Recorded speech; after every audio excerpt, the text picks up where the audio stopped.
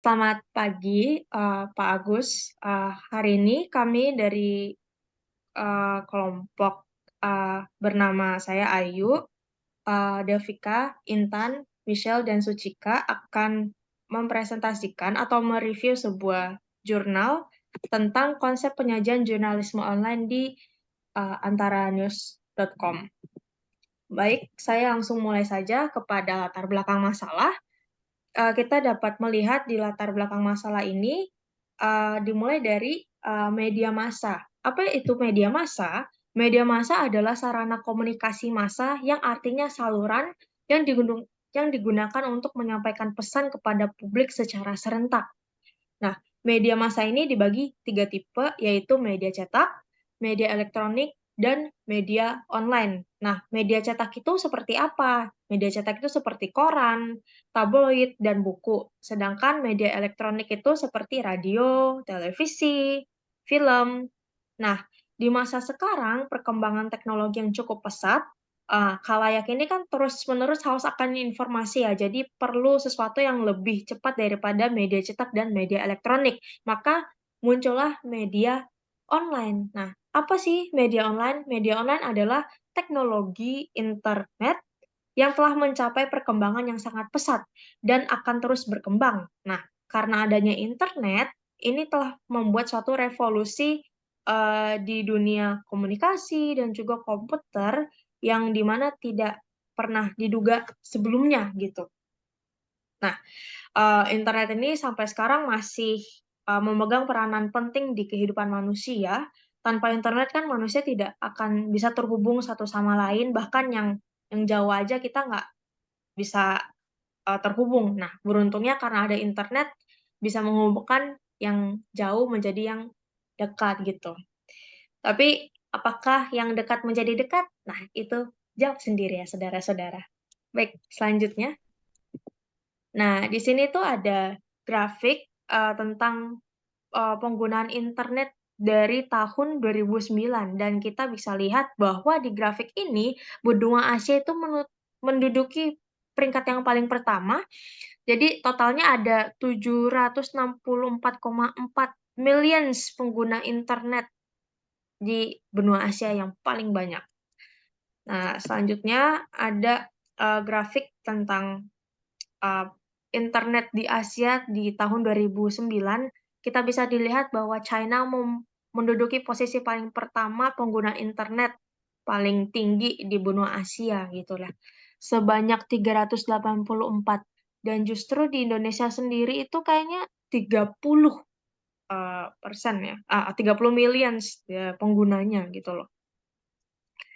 Lanjut, ini adalah timeline singkat tentang sejarah jurnalisme dunia. Pertama dimulai dari tahun 1990.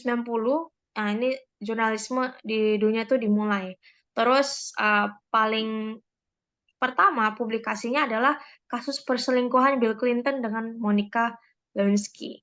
Dan pada tahun 2000 itu internet kan sudah mulai berkembang, jurnalisme di dunia sudah mulai berkembang begitu pesat, makanya sudah muncul situs web atau blog seperti itu.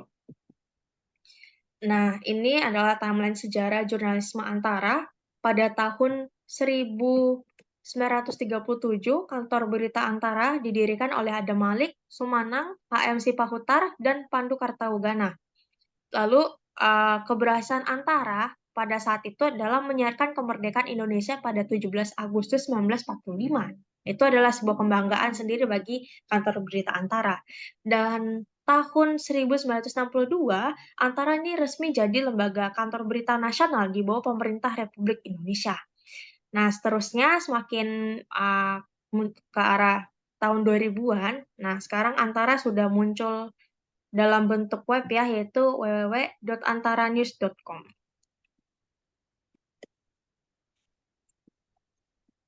Ya, sorry. Nah, pembatasan dan rumusan masalah, ini pembatasannya ada di pemberitaan media online Antara News, dan rumusan masalahnya ini ada 3, tentang konseptualisasi penyajian jurnalisme online, terus proses pengemasan dan pendistribusian, dan faktor pendukung dan penghambat penyajian jurnalisme online di antaranews.com. Tujuan dan manfaat penelitian ini ya sebagaimana rumusan masalahnya adalah untuk mengetahui tentang konseptualisasi, terus mengetahui proses pengemasan dan pendistribusian jurnalisme online, dan mengetahui faktor pendukung dan penghambat. Nah, manfaatnya ada dua. Pertama, manfaat akademis, yaitu memberi kontribusi pada pengembangan keilmuan komunikasi massa dan jurnalistik, terutama kajian mengenai media online. Dan kedua, manfaat praktisnya, yaitu menambah pengetahuan bagi akademisi, praktisi, dan mahasiswa jurnalistik dan kepada pembaca umum mengenai penyajian jurnalisme di antara news.com ini. Nah, metodenya dipakai yaitu kualitatif. Nah, metode pengumpulan data dan analisisnya itu melalui wawancara mendalam atau yang bisa disebut depth interview dan pengamatan. Subjek penelitian yaitu ya antara news, redaksi antara news sendiri, terus objek penelitian ya konsep penyajian jurnalisme. Nah, teknik pengumpulan data kita tahu kualitatif menggunakan observasi, wawancara, dan dokumentasi. Dan teknik pengolahan data itu ya kita mengolah data, meninjau kembali berkas, dipaparkan hasil temuannya, dan kemudian analisis. Dan selanjutnya bisa kita lihat sendiri ya tentang teknis analisis data sama teknik penulisannya. Nah, ini adalah tinjauan pustakanya. Ya, kita lanjut kepada kajian teoritis. Dilanjut oleh Michelle. Ya, di sini saya ingin menjelaskan tentang teori hierarki. Teori hierarki pengaruh, yaitu media massa tidak bisa terlepas dari hal-hal yang mempengaruhi media itu sendiri. Bisa dikatakan sebagai faktor pendukung atau kekuatan di dalam media.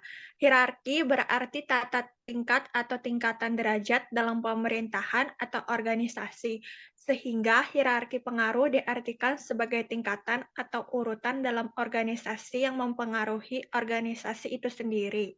Next-nya.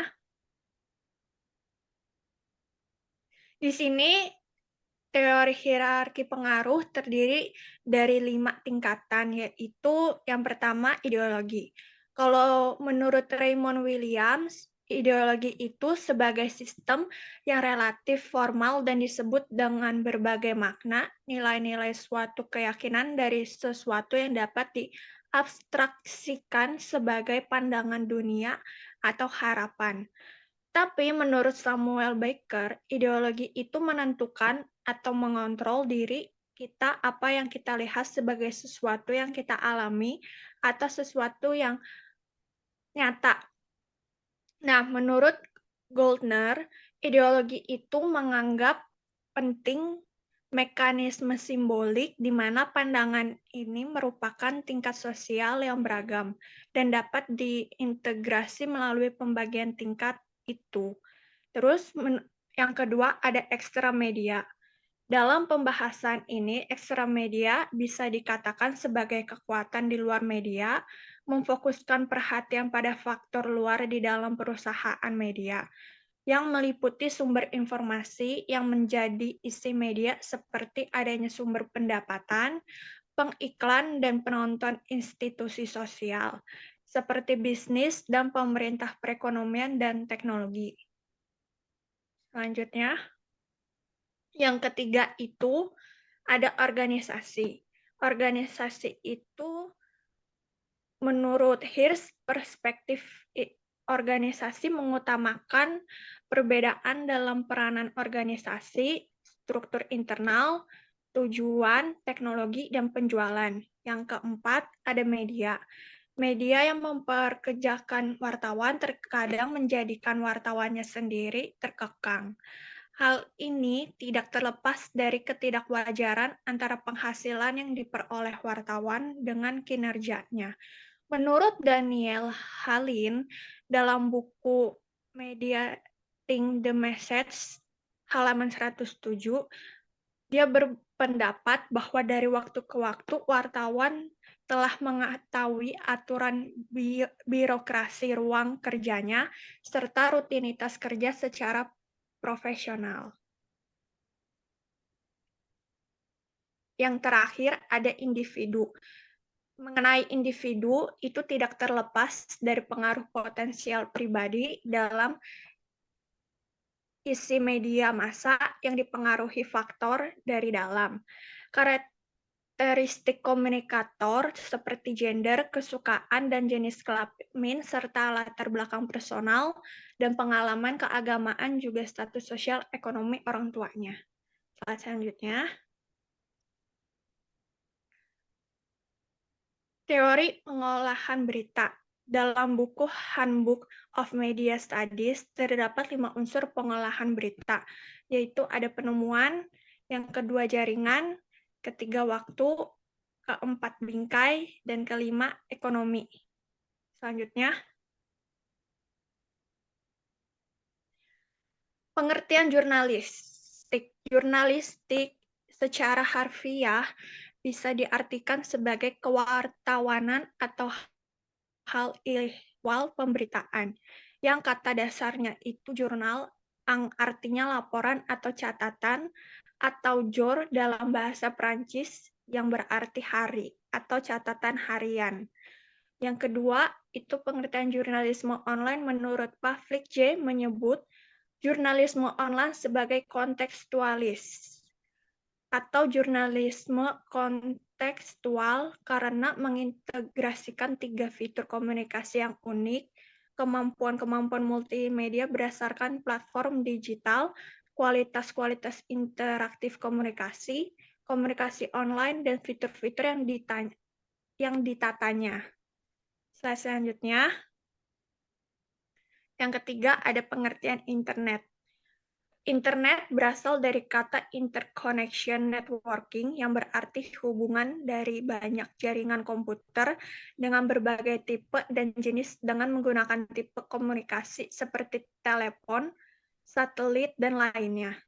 Internet bisa diartikan juga sebagai jaringan komputer dunia yang mengembangkan Advanced Research Project AgencyNet, suatu sistem komunikasi yang terkait dengan pertahanan keamanan yang dikembangkan pada tahun 1960-an. Yang keempat, ada pengertian website. Website bisa disebut juga sebagai web atau www, adalah struktur kode-kode yang mengizinkan pertukaran bukan hanya antar teks, tetapi juga grafis, video, dan audio. www merupakan sebuah sebutan bagi sekelompok halaman web yang umumnya merupakan bagian dari suatu nama domain atau subdomain. www terdiri dari seluruh situs web yang tersedia kepada publik. Slide selanjutnya. Konseptualisasi berita. Pengertian berita. Berita merupakan produk jurnalistik yang sangat diminat atau dibutuhkan oleh masyarakat. Kebutuhan itu sendiri terbukti dari banyaknya peminat media yang menyiarkan berita atau informasi. Berita berasal dari bahasa Sanskerta, sedangkan dalam bahasa Inggris disebut sebagai write, yang arti sebenarnya ialah ada atau terjadi. Nah, kalau dalam bahasa Indonesia disebut berita, yang menjadi berita atau warta. Slide selanjutnya. Konsep berita. Nah, menurut George Foxmouth dalam New Survey of Journalists, paling tidak terdapat 8 konsep berita yang harus diperhatikan oleh para praktisi dan pengamat media massa yang meliputi yang pertama, berita sebagai laporan tercepat, kedua, berita sebagai rekaman, ketiga, berita sebagai fakta objektif, keempat, berita sebagai interpretasi, yang kelima, berita sebagai sensasi, keenam, berita sebagai minas insani, yang ketujuh, berita sebagai ramalan, dan yang kedelapan, berita sebagai gambar.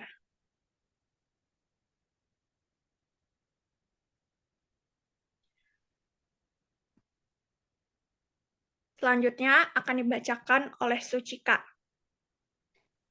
Baik, di sini saya akan melanjutkan presentasi gambaran umum profil LKBN Antara.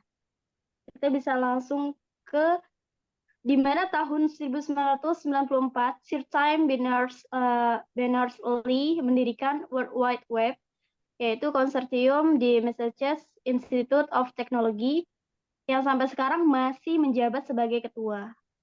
Beliau ini yang bernama Subangsi dalam dunia maya sangat besar karena World Wide Web ini merupakan hasil dari karyanya yang dipatenkan, bahkan ya, yang tidak dipatenkan, sehingga sampai saat ini kita masih bisa menggunakan secara bebas.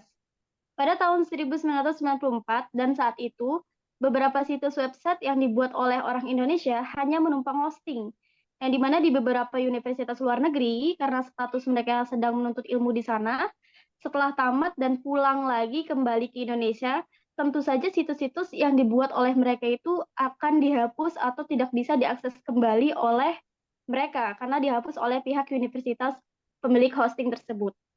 Nah, lalu ada pertumbuhan yang cepat dari website yang mengalihkan sebagian besar aspek dari sejarah media dan membuatnya sulit untuk melihat signifikannya, bahkan dalam perspektif sebenarnya.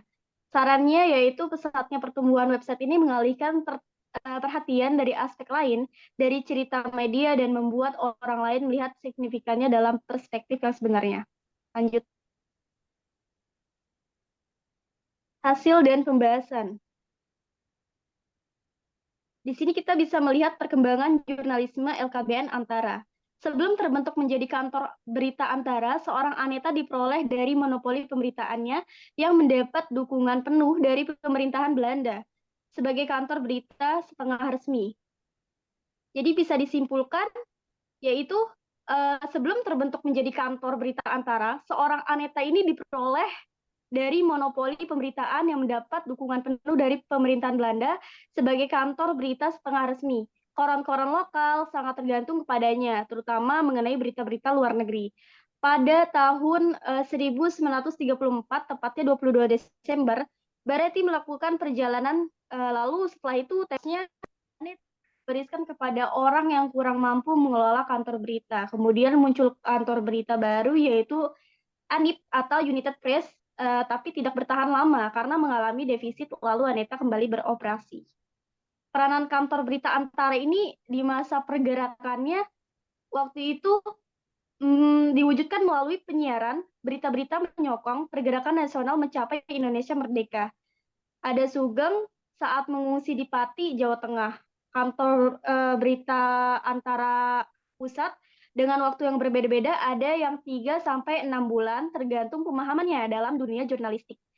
Sarannya adalah dengan waktu yang berbeda-beda, ada yang 3 sampai berbulan-bulan tergantung pemahaman mereka di dunia jurnalistik dengan waktu yang berbeda. Next. Lalu ada kehadiran LKBN Antara, tentu saja tidak terlepas dari fungsinya sebagai sarana menghadirkan informasi bagi halayak. Sebagai kantor berita Antara menyajikan beragam kebutuhan halayak akan berita terkini, baik di dalam maupun luar negeri. Pembahasan mengenai media massa tentu tidak terlepas dari hal-hal yang mempengaruhi media massa itu sendiri. Dengan kata lain, bisa dikatakan sebagai faktor pendukung kekuatan di dalam media. Dalam pembahasan ini digunakanlah teori, yaitu teori hierarki yang dijelaskan oleh rekan saya sebelumnya, yaitu Michelle, atau pengaruh. Dilihat dari kata dasarnya, hierarki berarti tata tingkat, yang dimana tingkatan derajat dalam pemerintahan atau organisasi. Next. Kalian bisa langsung lihat aja ada tabel latar belakang wartawan. Nomor 1 ada perempuan, nomor 2 laki-laki, nomor 3 laki-laki, dan nomor 4 ada laki-laki dengan latar belakang yang berbeda. Ada latar belakang ilmu komunikasi, sosiologi, hubungan internasional, dan sastra Inggris. Next. Baik, saya juga akan menjelaskan mengenai media. Media itu adalah berdasarkan data yang diperoleh dari staf, sumber daya manusia, atau diperoleh keterangan bahkan KBN Antara sudah sangat memperhatikan kesejahteraan karyawannya. Hal itu meliputi gaji tunjangan, dana kesehatan, serta bantuan lainnya seperti pendidikan pernikahan, kelahiran, musibah, hingga pemberian tanda jasa atau penghargaan sebagai dana pensiun yang diberikan kepada karyawannya. Lalu ada organisasi. Prinsip organisasi yang dibangun Antara ini sama halnya dengan visinya, yaitu menjadi kantor yang berkelas dunia melalui penyediaan jasa sebagai produk berbasis informasi untuk mewujudkan masyarakat berbasis pengetahuan yang didukung oleh tata kelola perusahaan yang baik dan berstandar internasional. Ada ekstrak media, kekuatan yaitu pengaruh atau kekuatan dari luar media atau yang diekstrak dari media. Lalu ada ideologi, menghasilkan berita dan berbagai produk berbasis informasi lainnya secara cepat, akurat, dan sesuai dengan kebutuhan pelanggan serta pemangku kepentingan. Jadi ideologi yang mereka peroleh ini adalah menghasilkan suatu informasi secara cepat dan diinformasikan kepada masyarakat itu dengan baik dan sesuai dengan syarat-syarat yang telah ditentukan. Lalu yang kedua adalah menjalankan peran media sebagai jembatan antara negara dan masyarakat dan berperan sebagai duta informasi bangsa. Lalu ada memberikan layanan terintegrasi komunikasi pemasaran bagi stakeholders. Lalu ada memberikan layanan pendidikan jurnalistik media, multimedia, sorry. Lalu ada yang terakhir berperan aktif dalam membangun masyarakat baru yang berbasis pengetahuan. Next. Ada News Factory model MC Korkel. Berita sebagai penemuan. Tadi yang dijelaskan oleh rekan saya yaitu Michelle, berita adalah salah satu hal yang utama yang diperoleh oleh seorang jurnalis. Maksudnya adalah berita yang ditemukan dapat diperhitungkan menjadi sumber berita dari suatu peristiwa. Contohnya ketika kita sedang kasus nih, pengeroyokan di kafe Blaufish sedang berlangsung di Pengadilan Negara PN Jakarta Selatan pada 20 September 2010 lalu. Lalu ada yang kedua, jaringan. Jaringan ini berfungsi sebagai sumber berita, yang dimana pemerintah, pejabat tinggi, pebisnis, grup tertentu, atau orang yang memiliki kekuasaan, hal-hal ini yang menguntungkan. Yang dianggap sebagai hal-hal yang menguntungkan ini adalah media karena bisa menjadi sumber berita. Contohnya, atas kerjasamanya dengan kantor-kantor berita asing di seluruh dunia, salah satunya Reuters antara memperoleh distribusi berita selama 24 jam. Lalu ada waktu. Sebagai salah satu faktor dalam pembuatan berita, waktu ini sangat penting. Karena apa? Kita seorang jurnalis, dalam memproses suatu berita, pasti kita sangat memerlukan waktu. Dalam pembuatan berita ini, berita adalah sesuatu berdasarkan waktu yang memiliki jadwal yang tetap, jadwal yang terperinci, teratur, yang sudah dijadwalkan, yang sudah diatur. Bisa dalam 1 kali seminggu, setiap hari, setiap beberapa jam, atau terus berkelanjutan. Contoh dalam 1 jam, seperti contoh yang ada di slide yang ditampilkan oleh kami. Dalam 1 jam, antara news ini menayangkan berita sebanyak 7 hingga 8 berita, khususnya rubrik nasional ya. Lalu ada yang keempat, pembingkaian atau framing berita. Seperti pembelajaran yang pernah Pak Agus ajarkan pada pertemuan 8 yang dijelaskan oleh Bapak tentang framing berita. Ini mengacu pada proses wartawan memilih topik terbatas pada isu yang dibahas dan sebab pemunculan serta dampak yang terjadi setiap reporter. www.antarnews.com ini terbagi menjadi 4, yaitu yang pertama rubrik artikel atau mancanegara internasional, atau yang kedua olahraga atau hiburan, yang ketiga nasional atau warta bumi, lalu yang terakhir adalah teknologi atau ekonomi. Dalam 2 minggu sekali keempatnya di rolling atau ditukar jam tayang. Lalu ada yang kelima, pengaruh ekonomi atau Berkian 2000, Sam dan Whitney pada tahun 1994, menyatakan bahwa satu-satunya pengaruh terbesar dalam memproduksi berita ini kemungkinan besar adalah uang. Dalam mata kuliah bisnis dan sebagainya juga untuk memperoleh sesuatu adalah tujuan utamanya adalah uang, money. Memperoleh keuntungan karena sifatnya kantor berita dan ini berada di bawah pemerintahan, yang dimana antara ini tidak berorientasi khusus menghasilkan uang meskipun tidak memungkiri adanya iklan dan menghasilkan keuntungan darinya seperti yang sudah dipaparkan dalam pembahasan tersebut. Mungkin selanjutnya akan dijelaskan oleh teman saya yang bernama Intan. Terima kasih.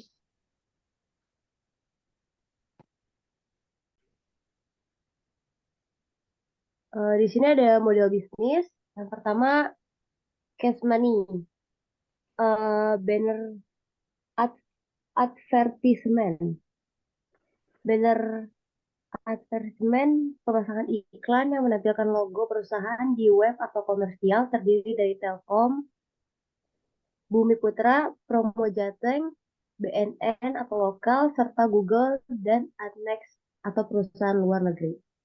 Kedua, ada webtorial, halaman khusus yang menjelaskan tentang berita atau teks, foto, video, press release, produk, dan sebagainya. Isinya mengenai acara atau program suatu instansi. Ketiga ada news update, bentuk periklanan adalah berita yang berkaitan dengan suatu instansi namun tidak ada unsur iklan seperti instansi pemerintah. Keempat ada halaman atau kolam khusus. Halaman iklan yang diberikan khusus kepada satu instansi yang isinya hanya meliputi instansi tersebut. Kedua ada barter. Iklan secara tukar-menukar barang atau jasa, dalam hal ini bentuk kerjasamanya seperti mengadakan seminar atau workshop.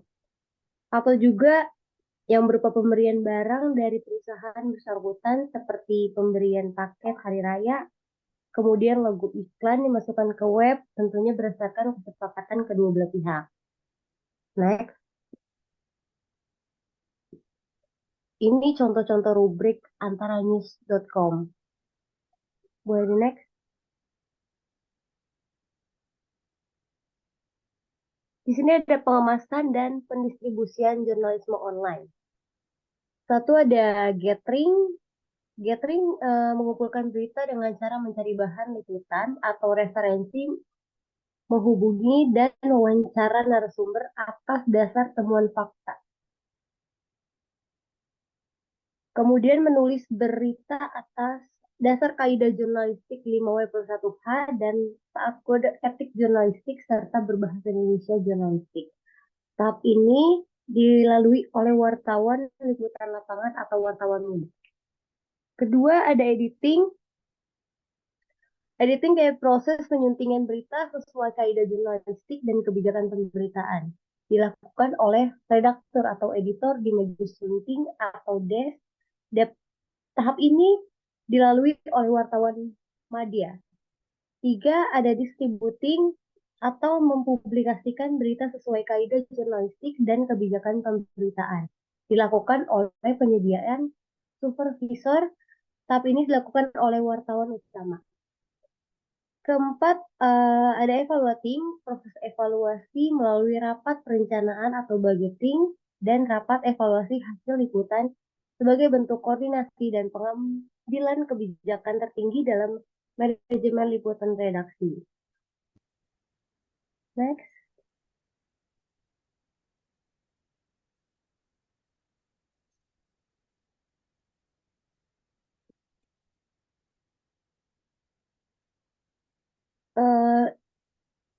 Ada pendistribusian. Sebelum proses pencarian berita diawali dengan proses perencanaan yang berlangsung pada hari Jumat dari redaksi lantai 20 atau penanggung jawab rubrik atau jabrik. Dalam rapat tersebut dibahas rencana pemberitaan dari isu yang dikembangkan dan diciptakan. Sementara proses perencanaan berlangsung selama 1 minggu, tetapi umumnya wartawan lebih dulu datang ke kantor. Next.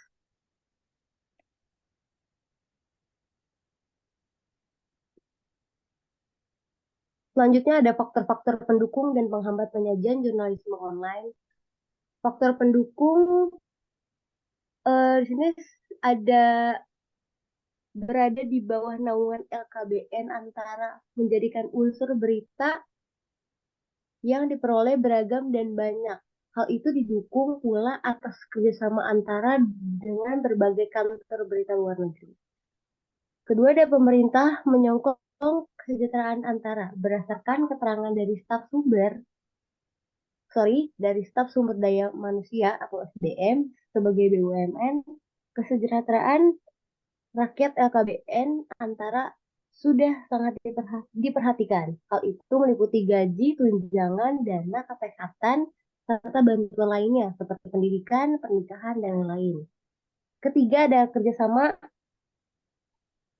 eh, dengan berbagai kantor berita luar negeri seperti dengan kantor berita AAP atau Australia, Reuters Inggris, AFP Perancis, DPA Jerman, Kyodo Jepang, Bernama Malaysia, Xinhua China, CIC Colombia, Nampan Namibia, dan lainnya. Dan keempat, ada akses perolehan berita cepat dan mudah didapat. Karena kerjasama tadi, setiap harinya selama 24 jam, berita dikirim secara otomatis. Kelima, pengguna alat modern mulai dari mesin tik komputer atau pesawat penerima dengan sistem penerimaan otomatis, pemancar berfrekuensi tinggi, teleprinter, pesawat telex, dan telepon yang dilengkapi TP recorder. Dan terakhir ada faktor pendukung. Satu, berada di bawah naungan LKBN. Faktor penghambat terkait dengan terkendala oleh gangguan jaringan internet. Gangguan seringkali terjadi kondisi cuaca yang sedang tidak baik, sehingga membuat jaringan terganggu. Kedua, ada kekurangan karyawan atau SDM, dana, dan infrastruktur karena antara online sebagai minoritas kuota karyawan, khususnya reporter sangat minim. Dan dana diberikan pun terbatas, begitu juga dengan infrastrukturnya. Ketiga, kinerja reporter. Hingga saat ini reporter masih belum bisa menstrukturkan berita dengan baik. Keempat, waktu pengerjaan berita reporter masih kurang cepat dalam mengerjakan atau membuat berita. Selanjutnya akan dibahas oleh Silvika. Oke, kesimpulan dari penjelasan ini yang tadi diuraikan dari bab sebelumnya juga berdasarkan observasi serta wawancara dengan tim redaksi www.antarnews.com guna mendapatkan jawaban atau rumusan pertanyaan ini. Maka dapat disimpulkan bahwa yang pertama, konseptualisasi penyajian jurnalisme online di www.antarnews.com dari segi konsep pemberitaan antarnews.com tidak jauh berbeda dengan konsep jurnalisme lain. Penyajian jurnalisme online antarnews.com memiliki konsep menggabungkan hukum-hukum jurnalisme dengan hukum-hukum online bahwa hukum-hukum jurnalisme online merupakan perilaku online. Jurnalisme online memiliki bentuk perilaku. Berlakunya scanning cepat, tidak punya banyak waktu untuk membaca, memiliki judul singkat. Menarik, harus langsung mengacu pada lead. Tidak bertele-tele, konsep jurnalisme juga tetap berupa fakta. Yang kedua, proses pengemasan dan pendistribusian jurnalisme online di www.antarnews.com diawali dengan proses pencarian berita oleh reporter yang ditugaskan oleh penanggung-jawaban rubrik atau jabrik. Setelah berita selesai dibuat, kemudian dikirimkan ke jabrik. Selanjutnya adalah proses pengemasan berita di www.antarnews.com dari multimedia dan redaksi antara dari keduanya dibawa ke meja sunting ke multimedia lantai 19, dipilih, terus diedit, menambah foto dan instruksi lainnya. Selanjutnya, yang ketiga, faktor pendukung dan penghambat penyajian jurnalisme online di www.antarnews.com. A. Faktor pendukung. Yang pertama, berada di bawah naungan LKBN antara menjadi unsur berita yang diperoleh beragam dan banyak. Yang kedua, pemerintah menyokong kesejahteraan antara.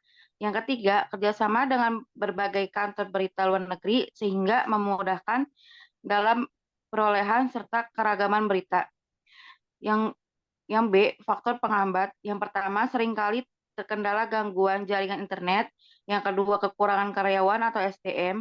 Yang ketiga, kekurangan dana. Yang keempat, kekurangan infrastruktur. Yang kelima, dari segi reporter hingga saat ini masih belum bisa menstrukturkan berita dengan baik. Selanjutnya. Oke, saran di sini. Yang pertama, bagi peneliti yang ingin melakukan penelitian yang sama, observasi dalam hal wawancara hendaknya dilakukan lebih intensif lagi terhadap tim redaksi. Tidak hanya observasi secara pengamatan saja. Terus yang kedua, bagi antarnews.com sebagai website yang menyajikan ragam berita dari dalam maupun luar negeri, dalam mengambil sumber berita, tim liputan Jangan sampai terlupa mengecek kebenarannya berita terlebih dahulu, agar berita ditayangkan secara akurat. Yang ketiga, karena sifatnya online, untuk penayangan beritanya harus diupayakan lebih dahulu atau tercepat. Dibandingkan situs lainnya, hal itu didukung karena dengan antaranews.com yang berada di bawah naungan LKBN Antara sebagai pusat pemberitaan, sehingga khalayak bisa memperoleh informasi dalam waktu cepat mungkin. Baik, terima kasih. Oke.